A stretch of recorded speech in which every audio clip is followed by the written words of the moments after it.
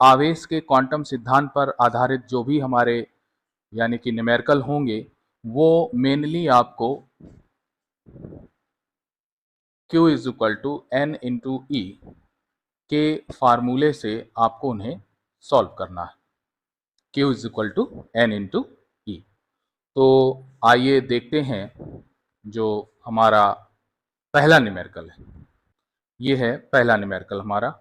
एक चालक पर 3.2 कूलाम का ऋण आवेश है।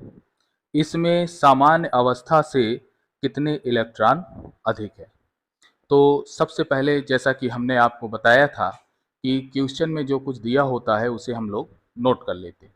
तो इसका सलूशन देखिए, इसका जो हल है वो होगा हमारा, सबसे पहले हम लोग लिखेंगे दिया है। न्यूमेरिकल में जो जो चीज़ें दी हैं उन्हें नोट करेंगे और साथ ही साथ जो कंडीशंस दी गई हैं उसे भी हम लोग नोट करेंगे।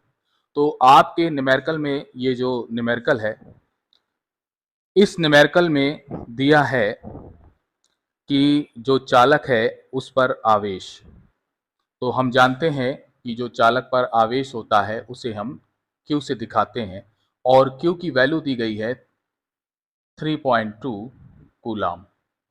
और साथ ही साथ जो कंडीशन है वो भी दी गई है, वो है ऋण आवेश। कंडीशन हमारी दी गई है ऋण आवेश। अब आप इसमें एक चीज देख रहे हैं, जो चालक है उस पर आवेश कैसा है, ऋण आवेश है। और हम आपको पिछले लेक्चरों में बता भी चुके हैं कि जब चालक पर ऋण आवेश होगा तो उसमें इलेक्ट्रॉनों की अधिकता होगी। तो ये भी हम लोग लिख लेते हैं, अतः इलेक्ट्रॉनों की अधिकता होगी।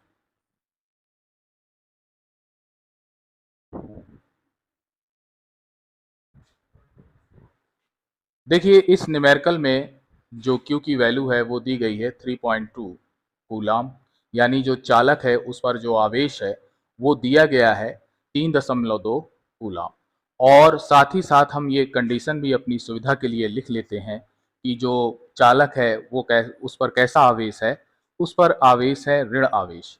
और जब चालक पर ऋण आवेश होगा तो उसमें इलेक्ट्रॉनों की अधिकता होगी। ये हम पिछले लेक्चरों में भी बहुत ही अच्छी तरीके के साथ इसको हमने समझा था।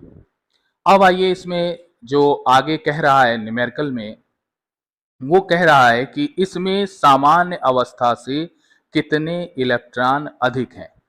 यानी कि इसमें इलेक्ट्रॉनों की संख्या पूछ रहा है, n की वैल्यू पूछ रहा है कि कितने इलेक्ट्रॉन अधिक हैं। तो n इक्वल टू हमने लगा दिया क्वेश्चन मार्क, यानी इसको हमें ज्ञात करना है।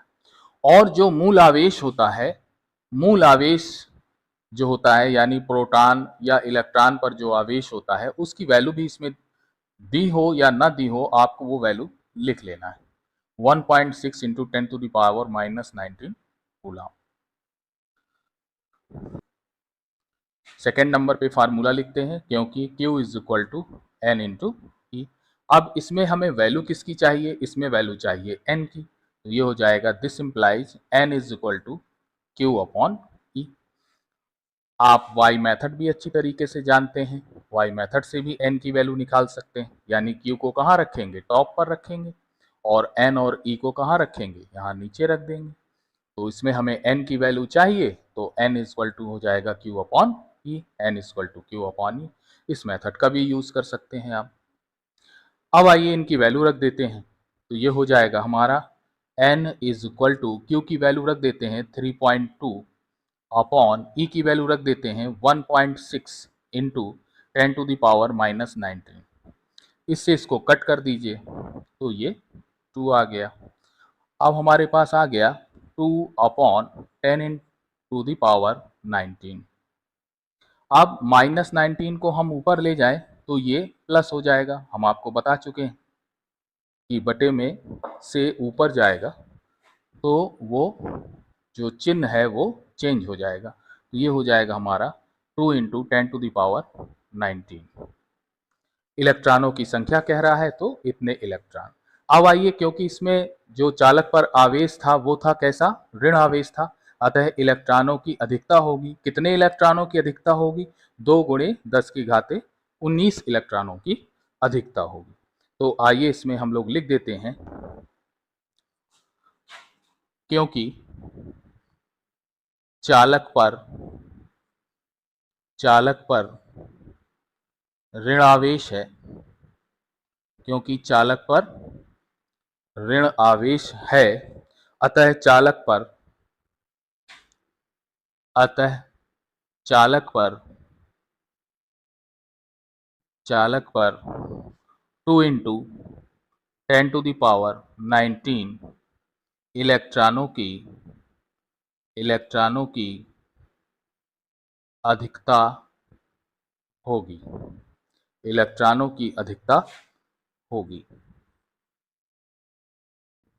यही हमारा आंसर हो गया, इसे आप नोट कर लीजिए।